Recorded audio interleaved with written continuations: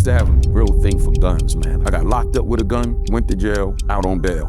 Got locked up with another gun while I'm out on bail for that gun. Then I get locked up again, out on bail. So I'm out on bail on 3 gun cases. Even though when I came home, you still want to get to the fast paper. You're still doing things that can actually send you back to something that you absolutely detested. When did you realize, like, yo, this is it? I don't want to put nobody in jeopardy based on what I'm doing and what I'm getting caught up in. So that was kind of like really the beginning of the end of me, like, just completely transitioning. When did you realize you have those gifts and talents? The relationship, the networking, the relationship building, and the relationship nurturing, that's been me, because I've always been loyal. I've always been trustworthy. So even when I was outside, even when I was doing wrong, I was doing right. Who I am and what I do is not limited to the hood. Anybody can get this work. Understand your inner workings. Be self-aware. Know what works for you. Tap into who you are and what you want. Like, who are you? Because if you tap into who you are and what you like, oh man, the sky's the limit. You're never gonna give it up.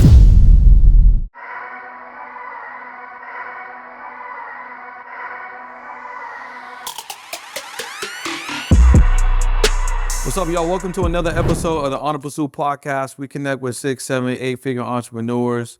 I like to share their stories with you. We figure out what's going on with them, what helped them to get to their success, and the lessons that you could take from them so you can get to your success a little bit faster. On today's episode, we have Shabazz The OG, and this individual is someone that we met in passing. You know what I'm saying? We got a mutual friend, but at the same time, we met in passing. And after our first conversation, bro, we was in the street kind of going at like 30 minutes or something, maybe 30, 40 minutes. One of them days somebody was able to get me out the house. Yeah. You don't come out the house much?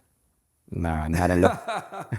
It got to be for a reason, man. Yeah. You know, I had enough days just being outside, you know, just because. So now a little bit more preserved. It got to be intentional.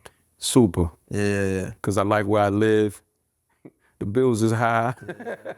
You got to stay there, enjoy the amenities and all that. Nah, for real. You know, so I've been in the crib more, but you know, Lauren was able to get me out the house that day for that event, and you know, in true fashion, normally when I come outside, it's fruitful. Yeah. You know what I'm saying? Because like you said, I'm intentional with where I go, and typically, the places I frequent, you know, something is extracted. You know, when I leave, something beneficial. Yeah. Like sitting here. Shout out to Lauren, for real, man. Yeah. She made this happen. She making a lot of moves happen and stuff for sure. like that. Miss Westerman. Yeah, for real. So what's going on with the book, bro? You know, so one thing's for sure, right? When we met, I was like, yo, send me the link. Right. Off the rip. I was like, yeah, send me you got a book? Send me the link, right? Yeah, absolutely. You did. Grabbed the book immediately.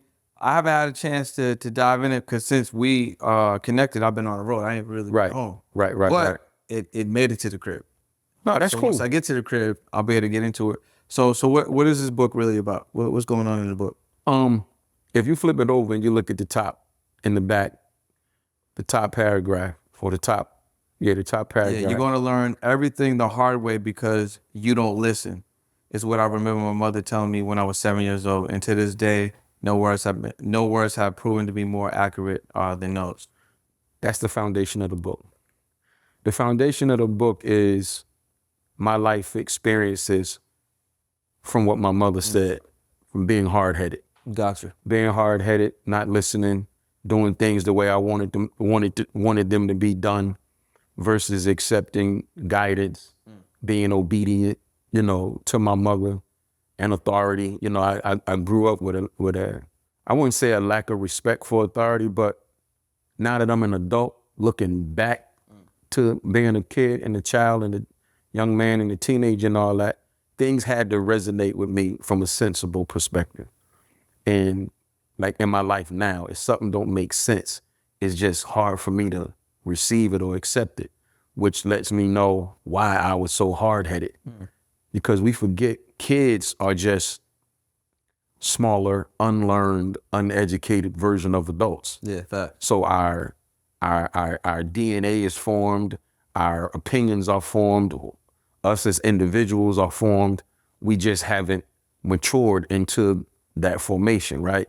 So I look back and realize as a kid, I bucked so much because it didn't make sense to me, some of the things my mother said to Do you do. feel like it didn't make sense for you? It didn't make sense to you because you was young. You didn't understand as of yet. Not only that, it went against what I wanted. Gotcha. You know what I'm saying? Yeah. So like when, like you're reading the book, when my mother, when I was 5, and she took my guns and my cowboy suit and my cowboy hat and put it in the trash because she had become a Jehovah's Witness.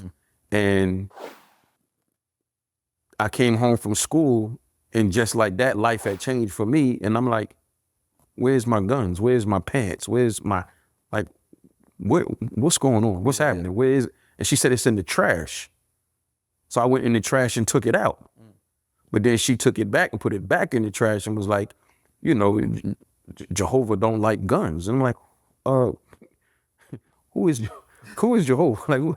Like what's going on? Like, you know what I'm saying? Like, so that was the beginning of something that my mother accepted as a religion for her life that impacted mine. I come from a family of athletes on my father's side. I was naturally good at football, naturally good at basketball, naturally good at like anything that I did sports-wise, I was good at. But because of this religion that my mother accepted for herself, and me being her child, and then she went on to have more children, we had to receive what my mother had accepted. But again, it impacted my life because based on the conditions of the religion, there's certain things that you're not allowed to do. Playing sports at that time in my life was one of them. I couldn't play sports. My mother didn't allow it, you know, because the religion didn't allow it. You understand what I'm saying? So it was like those kind of things created rebellion to the point where it's like when you start to feel confined and you don't feel like you're doing anything wrong, you're just going with who you naturally are. I naturally like women. I've been flirting since I was 5. You understand what I'm saying? 6 years old, I had my first crush. So it's like, this is who I am by nature, and it's all being constricted. I can't wiggle. I can't be who I naturally am. So it created this rebellion. Yeah. So by the time I was 17, it was up. I'm doing what I want to do. I don't care what you say. You can beat me. You can. And at 18, I was put out. You understand me? So, you know, that's the foundation of this book. A lot of things I should have listened to, but because I didn't listen, I had certain experiences. Being in the street, being in dangerous situations, you know, going to prison, bad relationships, bad relationship choices, bad decisions within relationship structures. So like I did exactly what she said. I learned everything the hard way, but I learned, which is why I'm able to speak the way I speak today to the people that I speak to, and garnered so much effectiveness because it's authentic and it's genuine, because I'm not talking about something that came from research. I'm not talking about something that I Googled, you know, something that I read in a book or saw in a documentary. Like everything in that book, I really lived it. And now I'm able to share it, you know, with our culture, with our society, with our young adults, with the older adults, and all the way down to teenagers and adolescents, you know, because I'm resonating with everybody from the age of as low as 9 to 65, you know? So, you know, it was a hard lessons that I learned through life, but I wouldn't trade any of it in, so to speak, because it all made me who I am. What do you feel like one of the hardest lessons that you learned the hard way, where you feel like Going to prison. that was the hardest one? That was the hardest one because How long was you locked down for? 14 months. But I tell people all the time, what I learned about prison is sometimes it's not about the amount of time you do, it's the conditions you endure.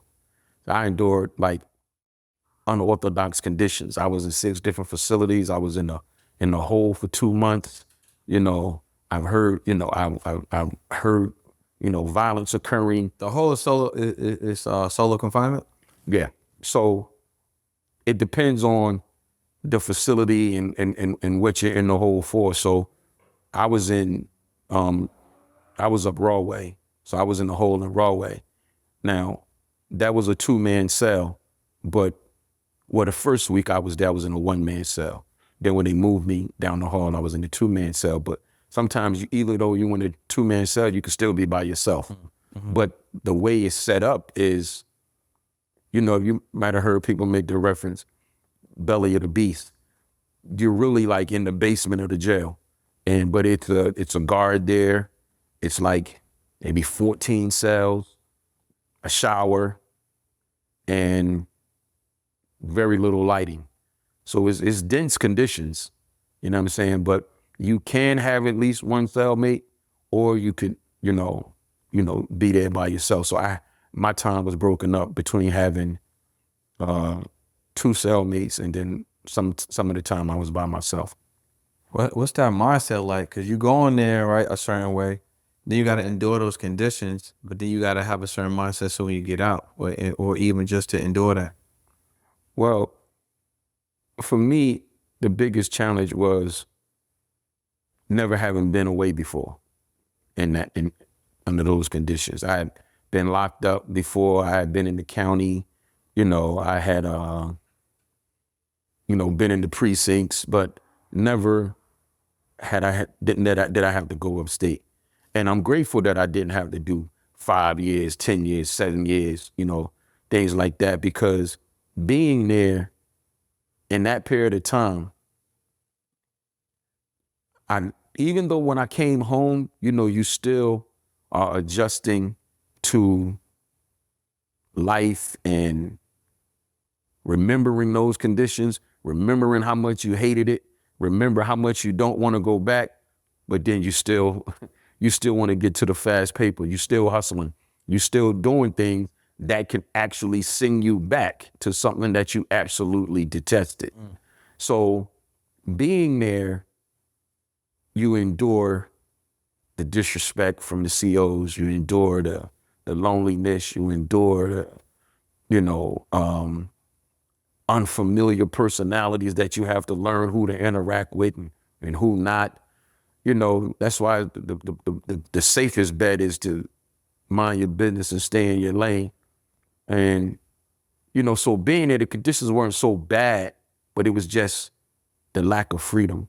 And people can play with your freedom. People can talk to you any kind of way that they want because they know that they had a power to increase this sentence. Or like when I was in the assessment center, which is kind of like a halfway house, when I was almost home, there was a guy who was just deliberately antagonistic towards people because he knew, like, if you get in trouble here, they could send you back to the prison and then you don't get no parole. You got to do the rest of your time. Like when they know so these kind of people, when they have issues at home, they wife cheating or they girl don't love them no more, or they kids don't respect them, and they get to come in there and act a fool with us because they got our freedom in their hands. Yeah. That bothered me more than anything. Just being in this position. Because remember, growing up, I don't like being told what to do. You know what I'm saying? But now I'm in a situation where not listening can increase the hold that somebody got on my freedom. So that was more of the disdain with it for me. What were the decisions that led you to go to prison, right? And then when did you realize, like, yo, this is it? Like, what was that hard pivot? You was like, yo, I ain't going back. I'm changing. I used to have a real thing for guns, man. I finally went to prison for gun possession, but I had many arrests for guns prior to actually going to prison for it because I went to prison in Jersey, but I'm from Philly. So I got locked up with guns in Philly so much, but it always resulted in probation. So I never went to prison in Philly. But when I got locked up in Jersey with a gun, Jersey off the rip. Law is different. Not only was not necessarily the law was different, B, they saw my jacket. Oh yeah, okay, got you. And like I had 3 open gun cases at one time. I got locked up with a gun, went to jail, out on bail. Got locked up with another gun while I'm out on bail for that gun. Then I get locked up again, out on bail. So I'm out on bail on 3 gun cases at Were the you same getting caught time. with the guns the same way? Like how you know what I'm saying? Like The first gun I got caught, the first gun I got caught with, I got profiled. I was in West Philly down 46 and Walnut, walking across the street where I was hustling at. And the cops, you know, they used to have this thing where it is a case called Terry versus Ohio, where it was argued that police can't say, I saw his there was a bulge in his shirt or a bulge in his pants, and that's why I stopped him. Like a lot of I think one of my closest friends beat a case like that, and other people beat a case like that, but that's why they stopped me. They said they saw a bulge, and when they snatched me, the bulge was bulging. You know, so the bulge is really a bulge. Yeah, the bulge is really a bulge. They didn't miss bulge. Yeah. You know what I mean? I had a big 357 on me, and got locked up for that, out on bail. One day, I'm on the payphone, and I don't see the cops coming. By the time I saw them, it was too late because I got a gun on me. But again, I'm not doing anything. I'm on the corner. I'm on the payphone, and they come across the street, the opposite. They coming from that way, but they pull up on the opposite side of the block, right where I was, and jump out on me, and just pat me down. Right. I'm strapped. Yeah. You know what I'm saying? Like, I'm not doing nothing. I'm not interacting with nobody. I'm by myself, and jammed again. That's the second one. The third one, I'm on the corner, out Southwest Philly, me, some other guys, again, strapped, but this time so the first time I had the 357, the second time I had the 38, this time I got a Mac 11 on me. I got a Mac 11. Like I was good with carrying guns. I knew how to conceal them good. It was easy for me to carry them because of the way I dressed and because of the way I tucked them. This time, something happened and everybody ran. So I'm on foot and the cops chasing me, but I was so far ahead of them, I was able to get the clip out my sock and because the clip, I had a long clip, I had like a 32 shot clip. So the clip wasn't in the gun, the clip was in my sock. So, you know, if you know what a Mac looks like, Mac 11s Macs are like flat. They're not like the Tech 9 with the round barrel. It's like flat. Like, so it's like it was real smooth and you could tuck it. But when they caught me, I pulled the gun out and just held it in the air because they was chasing me on foot, couldn't catch me, but they cut me off in the car. But when they got the gun, they didn't have no bullets. They didn't have no clip. But this was one time I thought the cops was gonna beat me up. But they did their job. Like, the guy was out of breath. He was laughing. The cop was like, okay, you outran me, but we got you. Like, they wasn't on no BS with me. You know what I'm saying? And you know, and that was that was my third gun case. And, you know, my lawyer ended up getting all the cases consolidated into one. And, you know, and that's how I got the probation, one probation for all those cases. But what wound up happening in the end, like you say, what was the pivot? I'm gonna be honest, B, it really wasn't one. It was more so I followed the direction of my life and I just didn't go against the grain. So when I started to realize things was changing for me, when I started to realize I was doing good without risking my freedom, when I started to realize I was doing good without taking penitentiary chances, it kind of just like, it evolved in that on its own, so to speak. Like, my last police contact was 2006. I caught a case in 2006, a drug case, but the cops took money, never came to court. You know what I'm saying? So I beat the case. So that was my last arrest. 2012, on two separate occasions, I had large amounts of money on me in the airport. And the TSA? Yeah, TSA called. So, you know, when TSA, you know, stops you for a large amount of money, DEA comes. Well, DEA came for me because I got stopped in Carolina and I got stopped in San Francisco. Both times it was DEA who came and took the money. But if I knew now what I knew then, they never would have got that bread either time. neither time would they have gotten the money. But at the time, the first time it was like 110,000, and the lawyer told me like we was going to try to get the money back. But then like 30 days later, I got stopped again on the West Coast, and it was like 63,000. So like in a 30-day period, these people done took almost 200 grand from me, almost $175,000. And he like, I don't know what you're doing, but whatever it is, stop. Because eventually you're going to open a money laundering case against yourself, and it's going to affect you and whoever's around you. Because you got the cash, you traveling with it. Because I'm traveling with this kid. But see, again, it's so tricky when it comes to the money in the airports, because a lot of people don't know you can carry as much money as you want in the airport domestically as you want, as long as you're not leaving the country. If I wanted to go to Miami International right now with a half a ticket to go to Vegas and gamble, trick off, whatever I want to do with 500 bands, I can do that. It's not illegal. If they stop me in the airport and say, what are you doing with all this money? I could curse them out. I could tell them to call whoever you want to call, because if I can suffice for the money, that's the part where people don't understand. If I can suffice for the money, they can't take it. They can prolong, they can detain you, they can question you.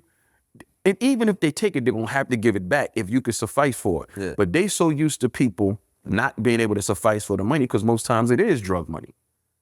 So they done got comfortable just taking people bread. They will never take $1 from you. They don't give it back. No, they don't give it back. So what they do with the money? What you think they do with it? I'm just saying, bro. They just out here just taking all this. They take people money, they keeping it. That's crazy. They keeping it because think about it. If you doing dirt, you get caught in the airport, you got 100 bands, and you know you can't prove where you got it from. Yeah. You didn't get locked up. You got away with your freedom. You don't care that they took the money. Yeah, you didn't get a lot. Y'all got it. It's 100,000. You know what I'm saying? Like they didn't take you. They took the money. Now what they do with it remains to be seen. But my guess is they're going to divvy that up. Cause why wouldn't they? Yeah. It's undocumented. They're like, yo, it's a hell of a Friday, fellas. But that's really how it be, because the case I caught in 06, that's what they did. I mean, I had like a little 8,800 on me, like 9,000. But when you get locked up, I don't know if you've ever been arrested before. When you go, on your property receipt, they have to document whatever they took from you. So I know I had $8,800 on me. But on my property receipt with my wallet and my shoelaces and my watch, whatever they took from me, the money was $2,800. Nah. So they took 6,000. Took 6K. Yeah. And this was like January 5th or 6th. So I'm like, okay, they got their Christmas money back. Facts. And then they never came to court. So I ended up beating the case. So, like cops is crooks, man. Cops is crooks too. But again, it's a game, that you have to know how to play when you out there playing it.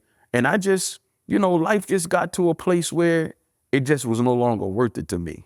So back in 2012, when the lawyer told me that, he was like, look, man, he's like, you don't want these problems. But then I really didn't want the problems, but I really didn't want the problems, for my friends, because I'm still around my guys that's in the street. I still got street dudes around me that's getting, they riding big, they heavy. So, I don't want to put nobody in jeopardy, based on, what I'm doing and what I'm getting caught up in. So that was kind of like really the beginning of the end of me, like just completely transitioning into letting my natural talents, my gift of interaction, my gift of how I deal with people, just me, who I am as an individual, just started to take precedence over my life and became beneficial.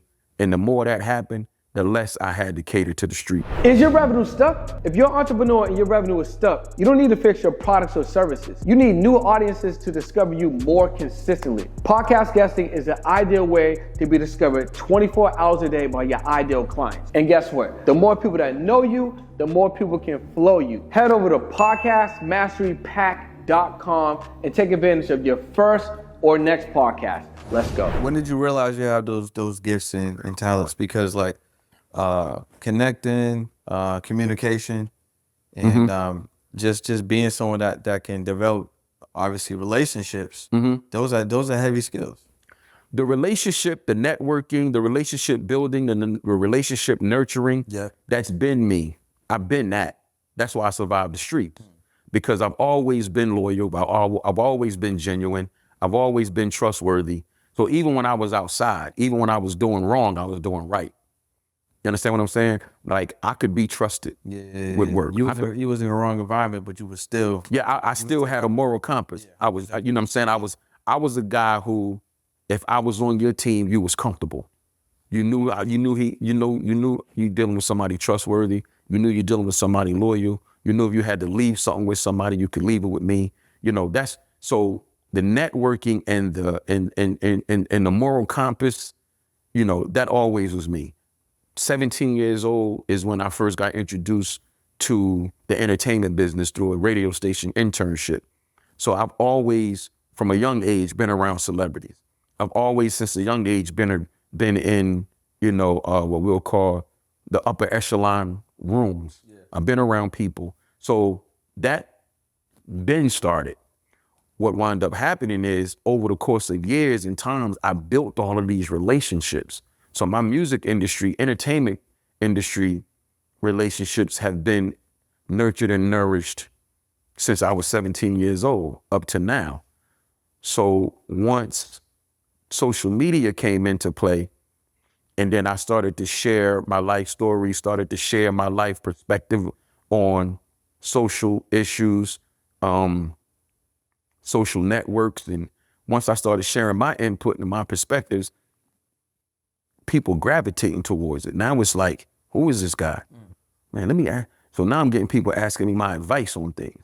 Now I'm getting people telling me, yo, man, what you said today really hit home with me. Now I'm getting women asking me, I mean, I got a teenage son, man, his father not in his life. What advice could you give me? Then I got young dudes asking me for advice for themselves. So now who I am, what I've always been, has morphed into something beneficial to our culture. Yeah.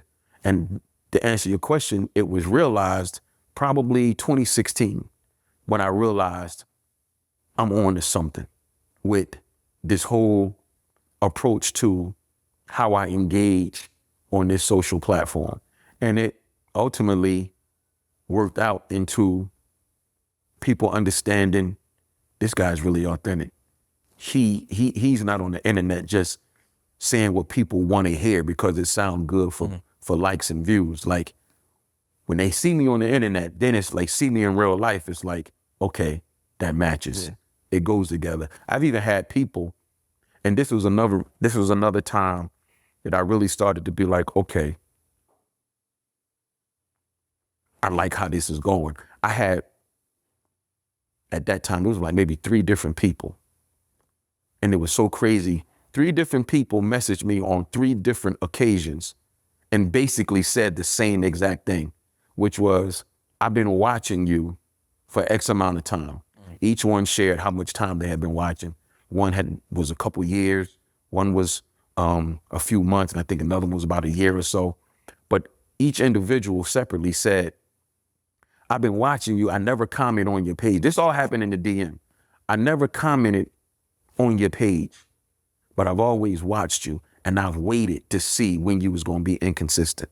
Mm-hmm. I waited to see when you was gonna say something a month ago and then say something different a month later. And I have to give you your respect. You are one of the most consistent, accurate, authentic people that I've seen on this internet. And then more and more people started to say it over the course of time. And that's what started to make me feel good, because they were right. It's not that I was surprised. I was glad that it was happening that way. Because you get on this internet, man, and I don't know how people do it. I've heard people say, oh, no, man, I just was doing that for the gram. Like, I don't even know how to just do it for the gram. Either it is or it ain't with me. Yeah. You know what I'm saying? So that's how this was all able to come into fruition. Even with the book, I did the book primarily because a lot of people didn't know my story. A lot of people didn't know how I got all this information. A lot of people didn't know why so many celebrities be with me or know me, and I'm in these circles. Like, they see me on social media, and then I'm in the DM talking to them, responding to them, you know, having conversations back and forth with them. And then tomorrow they see me with Floyd Mayweather. The day after that, they see me at Puff House. The day after that, they see me at another party. They see me with Tiana Taylor. And these are all my real friends. You understand what I'm saying? So it's like, I had a lady tell me one time, she said, what I really like about you, she said, we see you with celebrities. She said, but every time I've sent you a DM, you always respond. Yeah. But anybody that know me know I do that. I respond to all DMs. If somebody DM me, I'm gonna respond to them. You know, so that's how I created the alliance between me and the platform. You know, it's not of this ego boast on them big eyes and little U's and yeah, I'm this. Like, nah, I didn't come to social media to become somebody. I was him already. I was outside already. I had a network, you know, I was in the street, like people knew me. Like, I didn't come to social media to build a persona to try to fill a void that was in my life. I just happened to come on and start to share. And like I said, the book gave people intel and insight. Okay, now I get it. He really been through something. That's really what it come down to, man. Like I just utilized who I am and just for the sake of social media, just, I guess Shabazz is me and the OG is the branding. Yeah. You know what I'm saying? But you put it out there though consistently, you know what I'm saying? And you are sharing a lot of value, you know? Yeah. That's important. Is there a strategy behind like how you putting the content out? Like what you saying, the cadence, the frequency, or is it really like how you feeling? No, it's just me. Like that's why it moves the way that it does. Cause I don't have to think about it. The only thing that comes into play in terms of questioning is what's gonna be discussed. And I don't have to worry about that because people have grown to like my perspective on everything so much that they send me the content now. I don't even have to research what's going, like, it's crazy because I very rarely know what's going on my timeline. You know, which this is for a lot of people. So now you'll know that I don't always see your posts. I don't always see your posts. I'm not ignoring you. I'm not overlooking you. I still love you. You're still my folks, but I don't always see what's on my timeline because I answer all my DMs. And in my DM, either people are having conversation with me or they're sending me content that they want to see me discuss. Yeah. So I don't even have to, like, when it's popular topics, if it's a hot topic, I'm probably gonna have anywhere from 30 to 50 DMs of that same topic of people saying, what do you have to say about this? You understand what I'm saying? So that consumes a lot of my time. So I don't even get to just like scroll the timeline and see what's going on because I'm in that DM responding to people. Yeah. One thing I wanted to touch on is like the last time that we saw each other, we was talking about like opportunities. Right. And then we also was talking about like it being an election year and there's a lot of distractions, right?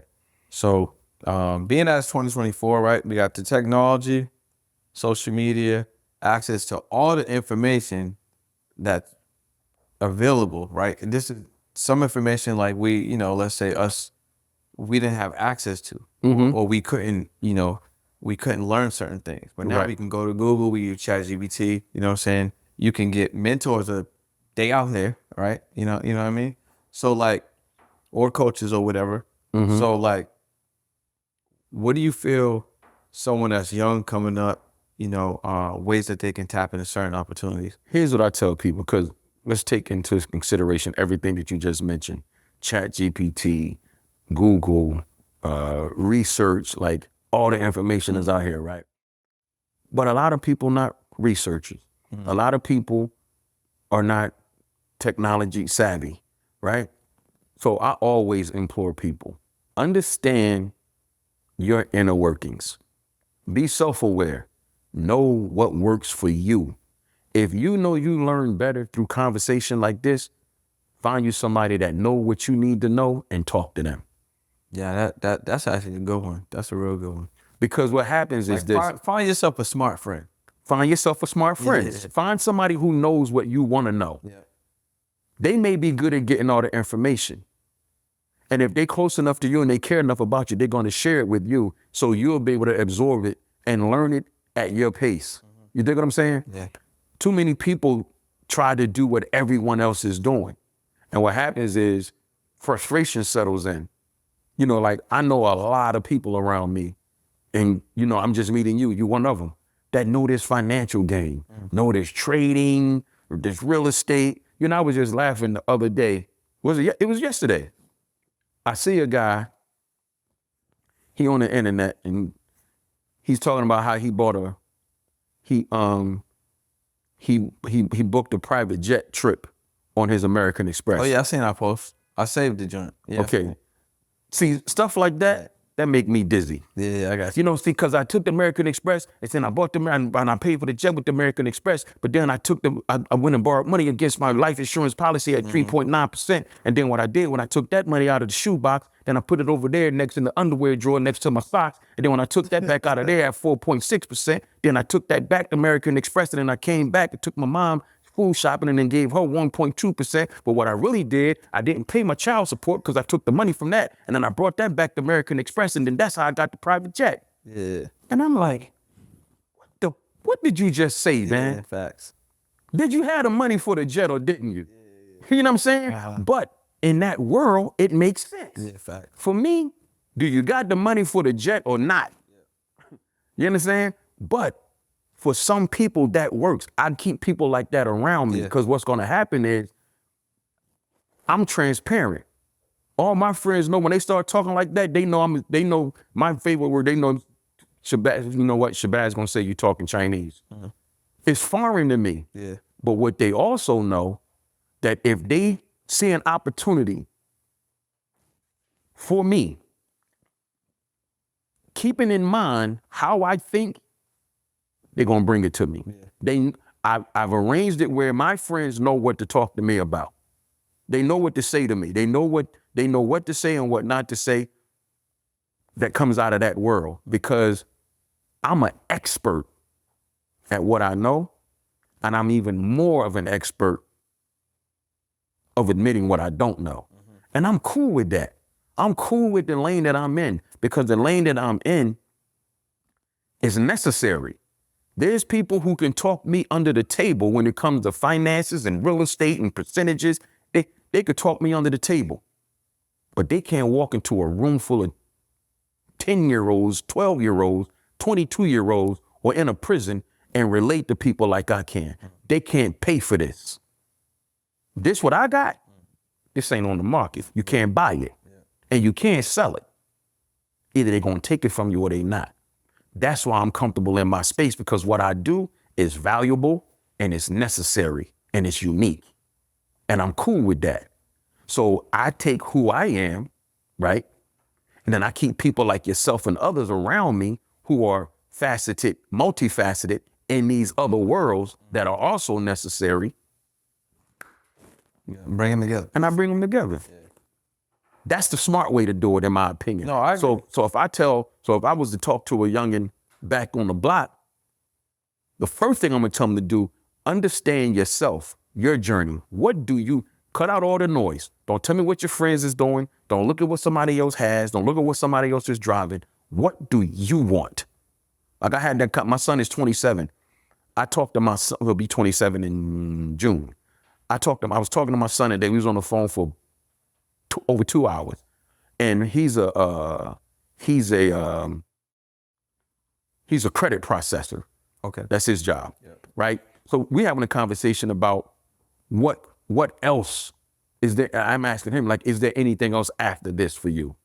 I can't tell you what a credit processor does or what the process look like. You probably know, right? But my son's, he like, look, I think about other jobs. I think about other, but him and his friends, they have a clothing line, and then he has this. And then, he said, I've been thinking about maybe, picking up another, position that might give me another extra $3,000-4,000 a month. He said, because this what I have right here is, I will never lose this job, basically. Like, this is a career that I never have to lose. I never have to give this up, because it's a position that's necessary for society, and what's going on in banking and credit and all of those things. It's really the middle. It's the middle. Like, so if I'm selling you a product and you want the product, Right. you got to pay. So they processing the transaction, and I'm eating on everything. So he's in a space where he has a career path. He has what they call a stable work, a stable career path. You understand what I'm saying? So, but when I ask him, is there anything to come, anything next after that? He has his picks. He could say, well, I could do this or I could do that because his life is already stable. He just bought his first home. He has no children. He's single. You understand what I'm saying? He's 26 years old. The job that he has pays his bills. The job he has has created somewhat of a safe. He got a savings nugget. Yeah, savings. You know what I'm saying? So anything that he does now is just adding to his savings. Excellent. He cool. You know what I mean? Because his life is simplistic. He not worried about designer clothes and fast cars and a bunch of women and jewelry. Like, that ain't his lifestyle. He's comfortable in that space that he's in. So that's the part that I implore for the youngins. You have to know what worked for you. I don't care what nobody is doing. My son is going to do exactly what he wants to do. Yeah. I don't care what nobody got going on. I don't care what nobody else is wearing. Everybody else can have on Gucci, Louis. My mother said, my poor grandson, she said, I think some days he just go in his bedroom and open the drawer and just stick his hand in there in the dark and just put on the first thing he pull out.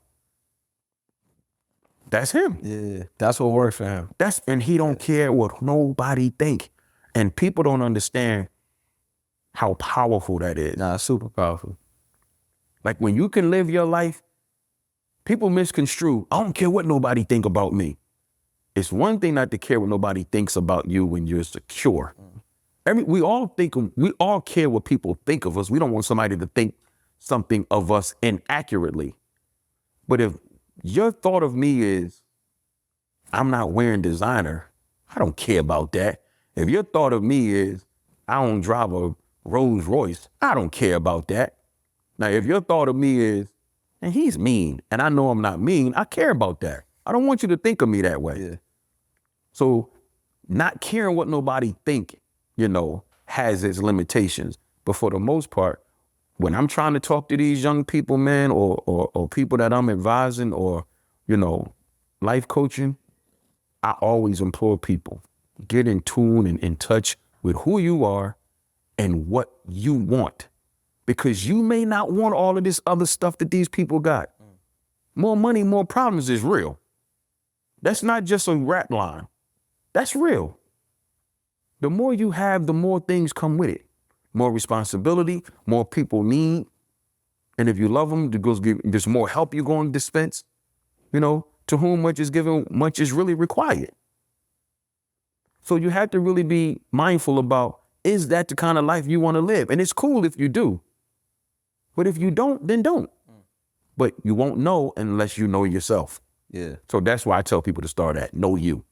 What's up, y'all? I'm standing in the middle of the street and I'm willing to risk it all because I want you to grow, whether through paid or organic measures. Over the next 5 days, the Audience Growth Challenge, we're going to be teaching you podcast guesting strategies, video marketing strategies, social media predictable viral creation strategies, the power of radio and digital PR. And these strategies are what you need to grow your business over the next 4, 6, 9, even 12 months to skyrocket your success. So if you want to join the challenge, all you got to do is click the link below and join the Audience Growth Challenge and join it as a VIP. Let's get it. Self-awareness is big, bro, because it's like a lot of stuff is already around, but you just have to increase your level of self-awareness so you can actually see it. That's what's going to help you actually change or progress. You know what I mean? Like, Right. So for instance, like, even if you're someone that doesn't, not you, but if someone is like, I don't really get financial literacy, and you've been stuck on that for, I don't know, let's say a decade or two. Mm-hmm. The information has always been there. You know what I'm saying? Now you've been stuck on it for 10, 20 years. So it's keeping you at a certain level. If you realize, you know what, I need to get this because I'm capped. Or I need to get this because, it's preventing me from providing for my family. Or I need to get this because my credit has been, at a standstill for a minute. Or I can't access certain things because I just don't know this information. But your ability to access that, like you said, either getting around smart friends or you just like, you know what, I'm going to just sit down and I'm going to learn this information because it's holding me back in my life or whatever situation. But it's always been there. That's just that self-awareness. And I mean, self-awareness, like you said, is important. I'm self-aware. As intelligent as I am, as articulate as I am, as interactive with people as I am, I know me. I've never been a researcher. I've never been an avid book reader. Never. Even in school. I think I graduated from high school. I've never been to college. I graduated from high school with a C+ average, maybe, right? I think I was right there with you. I think I had like a 2.3. Yeah, I think it was like a C somewhere. It was a C something. It wasn't a B, because that just would have, I would have felt like I was valedictorian, so I know it wasn't a B. It was a C something. It wasn't a D. I think I graduated somewhere in the C's. But that never defined me. You understand me? Like even now, I'm okay. I'm cool with what I don't know. Not that I don't want to know, not that I won't know, not that I'm not willing to learn. But if I don't know something, somebody can't make me feel inadequate about that. Yeah. You understand what I'm saying? You know, certain things I know I'm not going to research. Certain things I'm not going to get into because it's not something that I've ever been good at. So that's why I keep an array of people around me. I got somebody that's a credit expert. I have somebody who's a trading expert. Yeah. I have somebody who's a real estate. Like there is nothing that pays money in this world, practically, that I don't have somebody around me that's doing it. You understand what I'm saying? Yeah. And that's by design. Again, because I know what I don't know. But all of these people that's around me, who you think they call when they got problems? You know what I'm saying? I'm the one they call when things not going right in those worlds that they in. Because what I talk about, what I do, is so universal. It's not prejudiced to the street. You don't have to be in the street. You know, I met a gentleman named Randy Nordstrom, who he does seminars and speaking engagement with a group of lawyers. I met him at Floyd's birthday party a couple of weeks ago, and you know, people were telling him about me, and you know, that's Shabazz The OG, and they're telling him what I do, and he's like, wow, like this guy sounds like somebody that fits into the mold of what I'm doing, because I need someone to speak to these lawyers in a motivating setting who's not a lawyer. Yeah, no, of course. Yeah. You understand what I'm saying? I'm somebody who needed a lawyer. I'm not one, I needed one. Yeah. So when it comes to motivating people or giving people advice or recognizing, identifying with what a person is going through, whether you notice it or whether they come to you and ask you, who I am and what I do is not limited to the hood or to the cool guys or to the streets or to hip hop or to the culture. Like, no, anybody can get this work. Universal. Anybody can get this work because I don't have to talk slick talk. Now I could just come straight into, so let's talk about how you feel. Like I can get in my real therapist bag, and I never been to a college other than to speak to the students. You know, because I've spoken at colleges and universities, you know, and those was my only times in those settings is when I went to speak. So that's why I'm okay with what I do, man, because what I do, there's people whose world I do not understand, but you can't pay them to do what I do. Yeah. How do you tap into the source? You know what I'm saying? So like, where do you go to you know, like get into your frequency, get into your energy, get into your bag, obviously, so you can pour out that value and pour out that information for other people? What's that look like for you? I learned to, like we was talking earlier, I learned to stay home. I learned to spend a lot of time with myself. You you know, being Muslim, I pray a lot. You know, I do read Quran a lot. Like I read my Quran more than, that's the most read book that I own. So for me, the religion is a constant reminder to me for what's important. You understand what I'm saying? I ran the streets. I done tore the clubs up. And then been a lot of places, seen a lot of things. So at this age now, you know, having lived the life that I've lived and still continuing to live, I've tapped into what's important. And what's important now is not how much I get, but how much I give. How much you give, yeah. So that's where I am in life right now. It's not, you know, somebody could give me $100 million tomorrow. I'm almost certain at least half of it is going to go towards other people. You understand what I'm saying? Because I've learned that life is, for me, as long as there's comfortability, not worrying about bills, not worrying about what you have to pay. If I could wake up every day and support my lifestyle, and I'm not talking about having a bunch of cars and a bunch of private jets, like I'm not even talking about that, because that's not even my desire. You know, do I like cars? Yes, but do I need a fleet? No, I'm not in that mindset. You know what I'm saying? That's not my frame of mind. I care more about, like, what can I do to better this society that we live in that's in complete shambles. You understand what I'm saying? Like, how much can I give versus how much I can take? Yeah. That's what I'm on. So what would be like one or two things that you feel like could really change this society that we're in that's in obviously shambles? Like what are like one or two things you would like to see? More accountability. We ain't got that in America, bro. Yeah, that's what we need. That's what we need. Yeah. That, I mean, like, I don't think people understand how integral accountability is. Because if you think about it, if everybody woke up tomorrow personally, if everybody woke up and personally was the change that they say they want to see in this world, if they became the change that they say they want to see, if they became everything that they tell everybody else to do, if they became that, we change automatically. People look for solutions to problems in this world everywhere except in the mirror. I'm one of those people. I've conquered the mirror. If I'm wrong, bro.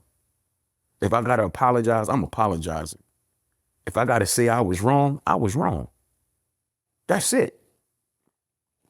I'm not gonna run around telling everybody else what they need to do. Even when I talk to people, I don't talk to people like that. Because we all have a responsibility of being better tomorrow than we was yesterday. That's just how it is. But not enough people want to do that, man. People are offended if you don't see things the way that they do. People are angry if y'all don't agree. And then it turns into disrespect. Yeah, now it's a fact. And it's unfortunate, especially amongst us as black people. We are so mean to each other, bro. We are so mean to one another.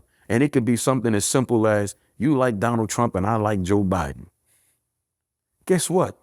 We both liking something wrong.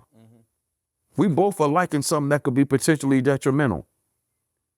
But I don't have a right to disrespect you for your choice.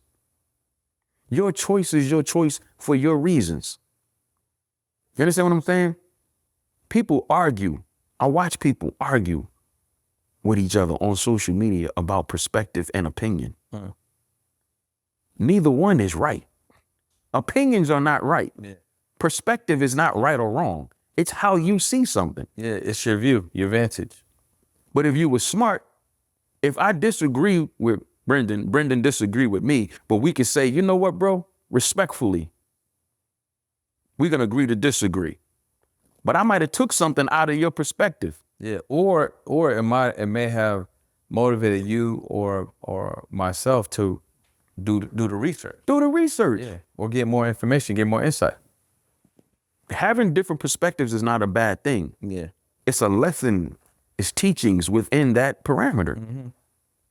But people, so many people feel incapacitated and unworthy. So too many people don't feel like they matter. I tell people this all the time with social media. One thing I don't like, and I'll tell y'all this, do not message me and tell me, Shabazz, I want you to post this and people need to hear your voice because your voice is stronger than mine. Do not say that. Because if you don't use your voice, you don't know how strong it can be. yeah. That's actually one of the reasons why I share, like, I got this strategy called the 5-2-W, right? And it's one part. What is it? 5-2-W. Okay, 5-2-W. So it's one podcast a week for 50. That's 5-2-W. It's like 52nd and 52nd Street in West Philly. Yeah, there you I go. guess I remember that. That's where I'm from, 5-2, you dig? But go ahead, 5-2-W. So that's one podcast a week for 52 weeks.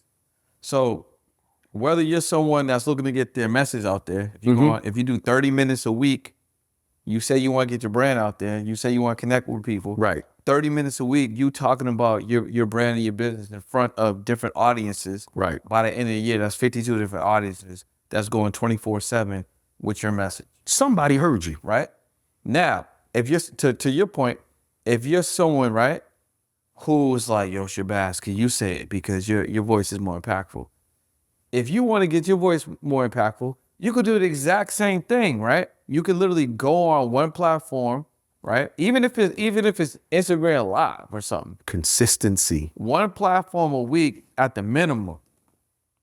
You're gonna be a better speaker. Your message is gonna be tight. You're gonna be more confident. You might end up getting booked. You're definitely gonna sell some stuff. Right. You know what I'm saying? And if we're gonna get a little bit crazy, you could do 2 a week. Now we're talking about 2 hours of time. You know what I'm saying? That's 104 different platforms. Now imagine being on social media every single day, Yeah. multiple times a day posting Yeah. for 6 years straight. Yeah. Facts. That's what I did. Yeah. 3 of those 6 years, every single night at 8 o'clock, I was Instagram Live. Yeah, but that's 1% behavior, bro. Now, the funny thing is this: what you're talking about, everyone can do that, Of course. but everyone won't do that. You know why they won't do it? You know why? Instant gratification? Not instant gratification. They're not doing it organically. They're doing it for the end goal. Somebody told them, if you do what you just said, in the end, you can have this. So in all actuality, they want the result. They don't want the process. They don't want the process. See, me, this is not work for me. Yeah. I really do what I do because this is who I am. This is what I choose to do. This is what I want to do. This is what I enjoy doing. That's why they say if you enjoy doing it, it's not work. Yeah. You know what I'm saying? So a lot of people, they get excited, they get hyped because they thinking about the outcome. Then when they realize, damn, I got to go live once a week. I got to go live I twice. gotta go live daily. Yeah, I got to go live every day. They won't last because it's not really In them. Yeah. It's just on them. Because most people now are trying to figure out, how can I get it quick? I saw this dude yesterday, he had 4 chains on, he had a Lamborghini Urus, and he was in the penthouse. How do I get that by tomorrow? Facts. How can I get that by Friday and it's Thursday? Yeah, how do I get that? Not next Friday, tomorrow. Yeah, facts. You understand? So they don't want to put the work in. They wouldn't even know what to do with it though. Even if they got all that. Because they think they could cheat the process. I don't care who you are, where you are. It still takes 10 years to become an overnight success. You gotta and I'm not saying it's gonna take 10 years before you become successful, but even if you started something this year, right? And you made $1 million in it by next year, if you wanna be great at it, you still gotta keep going. So by the time you hit your 10-year mark, what is that million gonna look like? Yeah. If this is really what you want. This is why I tell people what I said a little while ago. tap into who you are and what you want. Like, who are you? Because if you tap into who you are and what you like, oh man, the sky's the limit. You're never going to give it up. You're never going to stop doing it. If you tap into who you are and know yourself and know what you want, the ambition of what you're trying to be is going to be easy for you, man. But too many people want to be what everybody else is. Everybody think that somebody else's level of success that their level of success has to equal to what somebody else's is. But I think some of that is because there's no stability at the crib, bro. Like, mom and dad ain't together. Maybe it's a single parent. That parent might not have the wisdom or being in the proper group to have the support for their friends. You know what I'm saying? Maybe they're not home because they gotta do 2 or 3 jobs. So I mean, it's almost like a cycle for us. I feel like, like I'm 43. When I was younger, I didn't have a stable, home situation. Right. My mom's, she used to take me to crack houses. You know what I'm saying? I used to see her shoot up and do all types of crazy stuff. You know what I'm saying? But she died when she was in the early 30s. My dad, and I was 15 when she passed away. My dad passed away when I was 12. He was in the streets. So neither parent was there for me. Right. My grandmother raised me, right? She legally became my guardian. But she died too when I was 16 because lung cancer. Back then, everybody was smoking. So I didn't have the support to figure this shit out. I think I just seen like I had the visual reminders or the visual examples, which I was like, I ain't doing that because I see the results. Like I essentially picked up on, okay, mom did that, that's what happened. Dad did that, and, they all died. So we come from a situation where if it's a slavery, if it's racism, if it's like classism, whatever the case may be, we ain't coming together. To your point earlier, so because we're not coming together, it's just perpetual. But watch even in music right now, the number one music in the world's always been, well, since it's been out, it's hip hop, right? But hip hop now sounds like death music, bro. Sounds negative, low frequency for the most part. I can't even listen to the joint no more. Right. You know what I mean? But what is that doing? It's planting seeds. It's really parenting the youth coming up. No, it really is. It really is. But I'm gonna rewind for a second back to what you just said. What you just described in terms of duality in the household with parents, lacking and being missing, right? Your mother, your father, your grandmother, all the stewards in your young life transitioned, right? Look where you are. You're not a product of it because you had the will despite. That's what's missing as well, the will. We know what slavery did. We know what slavery created. Do you still have the will despite that?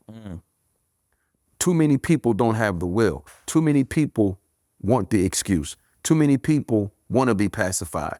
We can never deny or negate what slavery has done to us as Black people. You can't. But life has also lasted long enough, like we were talking about earlier, research, Google, technology. Opportunities. There's so many things now at our disposal if you carry the will. So that's it right there. I'm never going to say what the white man didn't let me do. I'm never going to say, well, my dad wasn't in the house with me, so I didn't. I'm never, ever saying that, even if it carries validity, because life has lasted long enough for me to tap into what's right, what's wrong, what I want, what I don't want, what works, what doesn't work, what opportunity looks like, what danger looks like. These are all conscious decisions that you make. Now, granted, there's going to be a nugget of individuals who doesn't have the bandwidth or the wherewithal that a me or you or many others may have. So yeah, some are affected by it, but that's the ecosystem, right? It's going to always be an imbalance somewhere, but ultimately, for the most part, even as it comes down to the music, this is why I tell people, Don't talk to me about the music if you're not talking to me about parenting first. Yeah. The parenting supersedes the music.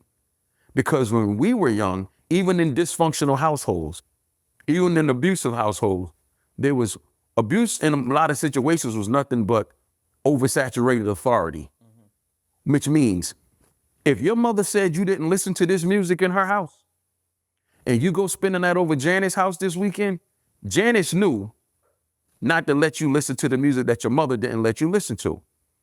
There was continuity in the parenting. Mm-hmm. There was continuity in the guardianship. Yo, I think I remember something like that. When I was a kid, I went to like a friend's crib, and I'm like, yeah, whatever you can't, what you mean I can't do whatever you can't do at home, you can't go do on the road. Yeah, for sure. That's how it was. Yeah. Even in the dysfunction, there was order. There's no more order now, or a lack thereof in a lot of cases. A lot of cases, there's no order. People have gotten lazy parentally. Parental laziness has settled in. So now, instead of going above and beyond to make sure your daughter or your son don't listen to the music you don't want them to listen to, you get tired of talking about it, and then you like it yourself. So now you just playing it in the car while they in the car with you, and now it's too late. Yeah. And then when people start to say, oh, it's the music, it's the music, it's the music, it's easy to blame the rapper now. Facts. Instead of saying, you know what? As a parent, I could be doing better. Nobody want to say that. Back to accountability. It's easy to blame somebody else for your child's misfortune,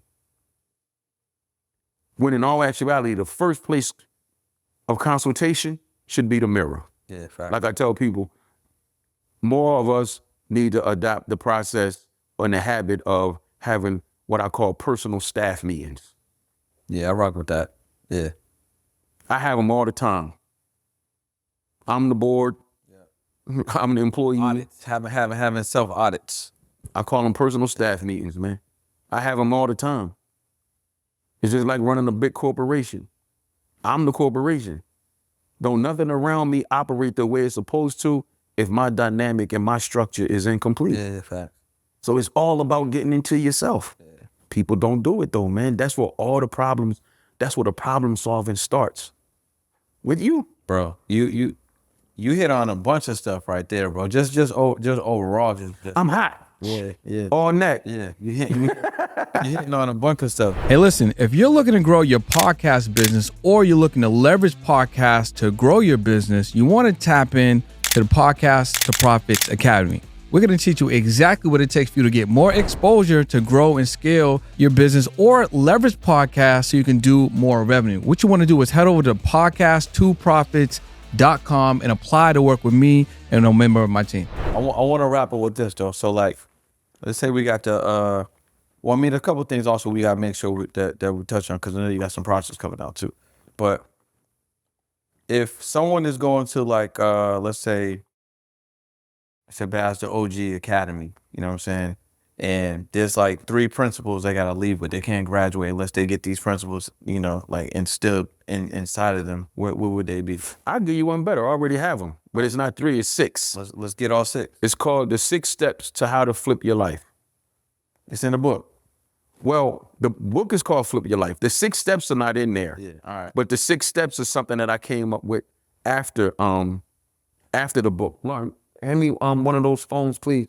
So the 6 steps to how to flip your life. So what I did, I took the the adjectives: who, what, where, when, why, and how. Who, what, when, where, why, how. Gotcha. So the 6 steps to how to flip your life is: who's responsible for flipping your life? What are you flipping your life for? Where do you begin to flip your life?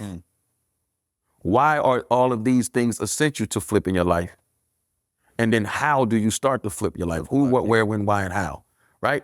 So each one of those are talking points. And in those talking points, we talk about everything from accountability to strategy, proper preparation, procrastination. Like all of these things are what these 6 steps encompass. So when I go to when I was in the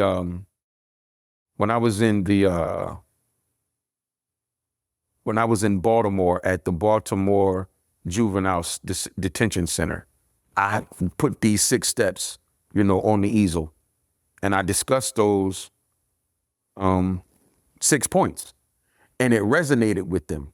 It resonated with the administration. So when I discuss who, we're discussing accountability. When I discuss what, we're discussing goals and ambitions. When I discuss where, we're talking about proper planning and awareness. When I discuss when do you start to flip your life, we're talking about the perils of procrastination or moving too fast. When we discuss why, we're talking about the outcomes and results of actions. And when I discuss how, we're discussing execution and strategy. So each one of these is a different talking point, but it keep you well-rounded if you know how to incorporate them each step into your life. So what I would do is, if I had to give somebody something to walk with, like I'm in the process of this becoming a curriculum. That's what I'm working on. For this to be a pamphlet, for this to be a curriculum, because if you really take accountability, goals and ambitions, proper planning and awareness, knowing the perils of procrastination, knowing the outcomes and results of your actions and execution and strategy, if you can implement all of that in your life effectively, you're unstoppable. Would you say those are more multiple? So would you say would those be multiple choice, where it's like if somebody goes through it, that everyone can kind of answer the same questions, or would it be more short form where people write their individual responses? Well, what's going to happen is this is going to go towards you as an individual. So could it be? So I guess what I'm asking is, could it be like almost like a questionnaire, and they get like a certain response at the end? Yeah, because your response is going to be different from his. Yeah, okay. His is going to be different from his, because it's all going to be about, when I say who is responsible for flipping your life, and I talk about accountability, what you need to be accountable for It's gonna be different. may be something different from what he got to be accountable for, but it's still accountability. Outcomes, goals and ambitions, outcomes and results of actions, everything that's in here, you internalize it. This is not universal. This is all intentional to each individual. This is not universal. This is not something that you look at and everybody does this the same way and you walk away as a whole person. No, take these 6 steps and apply them to your life individually for your own personal result. Everybody's going to change for the better as an individual, but for a collective change. That's what this is about. I'm rocking with that, bro. I'm rocking with that. Pretty good for a C average graduate, man. I'm right there with you. I told you like I was probably like a 2.3 myself, bro. Yeah, man. I mean, life gonna teach you what a classroom didn't. Yeah, and at the end of the day, like, them grades ain't helping you in the real world. It don't matter what you got. You know what I'm saying? Those ain't real world. You can't apply that to the real world. That's why you have people who, again, never finished school. Some people dropped out in high school. I mean, they multimillionaires. Yeah. They live in the life. 100%. Yeah. They live in their life because, again, life is really based on what's meant for you first and foremost. That's another thing people have to tap into, understanding your journey and what's meant for you. I don't care what it is. I don't care who you are. If it's not meant for you, you will never get it. If it is meant for you, nobody can stop it, slow it down, hinder it, disrupt it. It's coming. All you have to do is your part of going towards it. But if it's meant for you, it's yours. You just have to take the necessary steps to claim it. So let everybody know what you got going on, man. Because I know you got last time you told me when we spoke, you had some projects coming out, right? You got a network, you know what I mean? We break working down some of the things you got going on. Right now. The biggest project is the TMT Digital Network, which is TMT Digital. Yeah. Named after this hat of mine. The TMT Digital Network is a network that I started with my business partner Maria Beniquez, and one of my other partners is my man James McNair, P. Rilla, the vice president of Mayweather Promotions. So, through my friendship with Floyd, I was able to garnish the ability to utilize the brand, to my advantage. So, I'm trusted with the brand. So anything that I'm doing that I want to attach the brand to, I'm at liberty to do that. So what I decided to do back in 2017, I came up with the idea to start the TMT Digital Network, which is gonna be a subscription-based platform where content can live. My content, your content, other people's content. You're looking for somewhere to put your content for subscription-based, just like a Hulu or Netflix or so on and so forth. Yeah. It's a Black-owned, minority-owned business that caters to our culture, but also giving us a place for this content to live within the midst of what we're watching today. So much negativity. It's almost like you can't be on TV if you're not doing something crazy, or you can't have music out unless you're doing something violent or sexual, or it's just everything is like one dimensional now. So what we're doing with TMT Digital is offering a space for creators to feel comfortable if what you have is positive. It doesn't have to be dark, it doesn't have to be dirty, it doesn't have to be dingy. Like, it can be illuminated, it could be positive, it could, because people are not rewarded for positivity no more. That's why we're seeing so much negativity, because that's what's being rewarded. The goofier you are, the bigger the check is nowadays. Yeah. And it's unfortunate. And this is why we're losing so many young creators, because everybody not gangsters, everybody not fighters, everybody not disrespectful. But they're looking at all of this going on around them. It's like, well, damn, this is what I got to do if I want to be successful. Yeah. So people are compromising themselves. So TMT Digital Network is going to be a space or a place and a platform where you don't have to compromise. We're welcoming positive input and positive content. Right now, the network is still being put together, but TMTdigitalnetwork.com is where my podcast, Flip Your Life, is right now. I have 10 episodes there, getting ready to start shooting, my second season. Let's go season 2.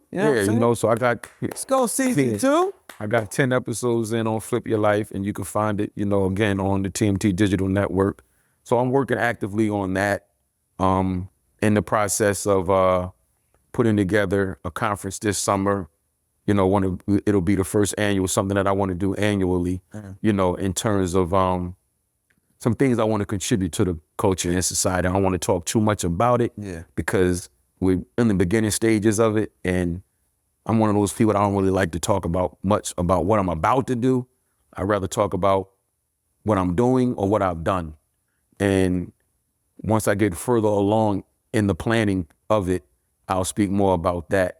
But the podcast, the book is available on ShabazZtheOG.com. Not Shabazz, just Baz. B-A-Z-Z. And I got the book. I feel like I told Shabazz that, like, I feel like books are probably the best thing that you can do to support somebody. You know what I'm saying? It's like you meet somebody in passing off the rip. If they got a book, I think you should just cop the book. Yeah, please get the book. I done told y'all, y'all done heard my life story. I've been outside. The link gonna be below. I done played in the street. I done risked my life and my freedom. I'm 55 now. I just want to live easy and be cool. I was laughing I think I told Lauren, like, 6 books a day, y'all. Just 6. All I need to do is sell 6 books a day. My bills is paid. I ain't asking nobody for nothing. I'm cool. 6 books a day. That's all I want. If y'all can help me sell 6 books a day. You doing the ads on this, by the way?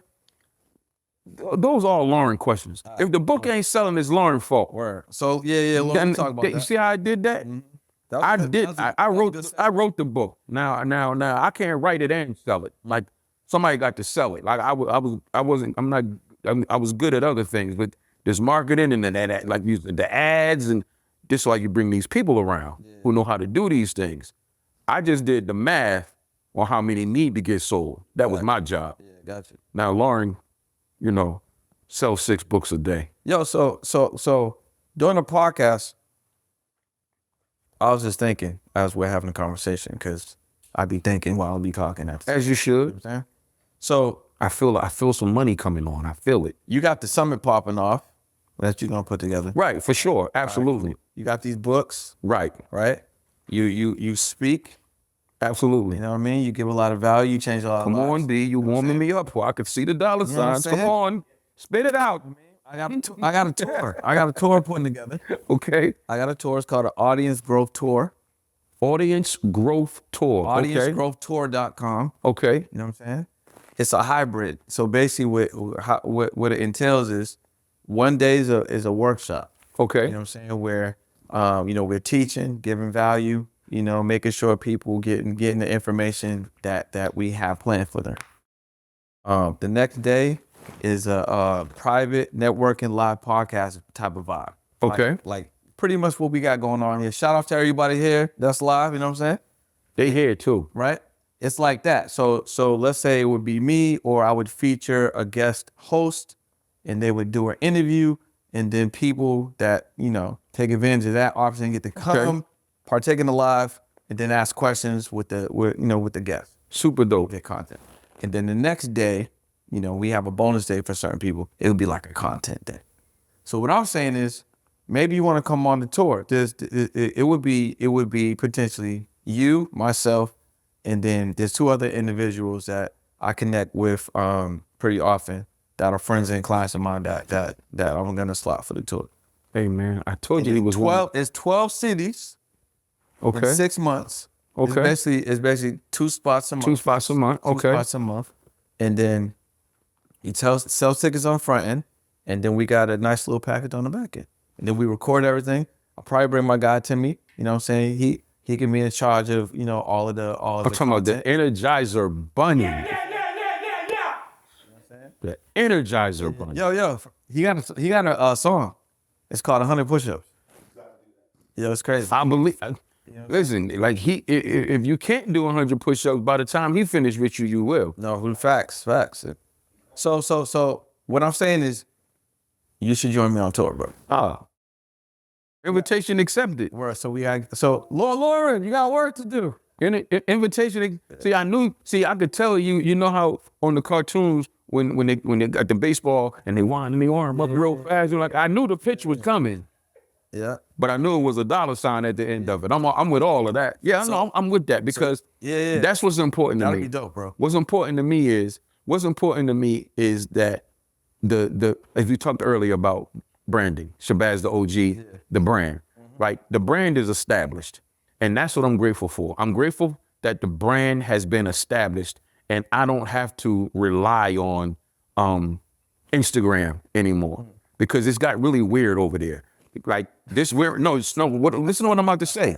Since this is what March, since August, Laura, I'll tell you, I have not gained one follower.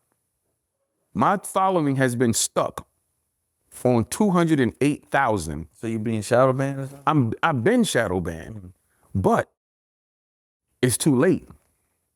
The impact has already happened. You understand what I'm saying? It has happened. I'm already outside. I'm already in the community. People already know me. People already know the brand. People already stop me in the airport, on the street, take pictures. Oh, I love what you do. It's done. So now when things like this take place, when you invite me to a situation like this, what has happened is the people who needed to see me have seen me and have gotten familiar with the impact of the brand and what I'm doing. And now we taking it to new heights and new levels. Like and then with the TMT Digital Network, I'm putting myself in a position where we have our own network. So if you want to find me and what I do and how I do it, going over there to something that I own. You understand what I'm saying? Because these people, they playing with people's money. They playing with people's livelihood. They don't want you to give good game. They don't want you to give the truth. They don't want you to help people. It's almost like as long as you keeping people in the dark with bad information and silliness, you can have 1 million followers. But the minute you start talking about something that's going to keep people on the courts, you shadow banned, you blocked, your content is being taken down, you're receiving all kind of warnings. And all I did was tell people, hey, eat healthy, exercise. And you took the post down. And then replaced it with people fighting in the street, stomping each other's face in the concrete. It's wild to me. So I appreciate the opportunity. I appreciate the invitation because this is the stuff that means something to me. Because once you can transition from these devices and really be outside, feet on concrete, That's when you're making a real difference. Yeah, that's so when you're making a change. invitation accepted. Let me know when, and it's up. Yeah, man, let's go crazy, man. Bro, I appreciate you. I appreciate you likewise. I appreciate you keeping your word. Bro, it's been dope, you know, man. being a solid individual. You know, from the day we met, you know, the conversation was contagious. You know, got to put me with your guy to get that blood work done.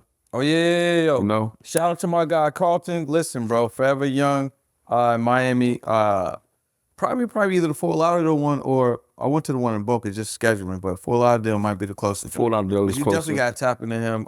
Yeah, no, for sure. Super cool you know, dude for sure as well. You know, we was actually talking about that on an earlier podcast too.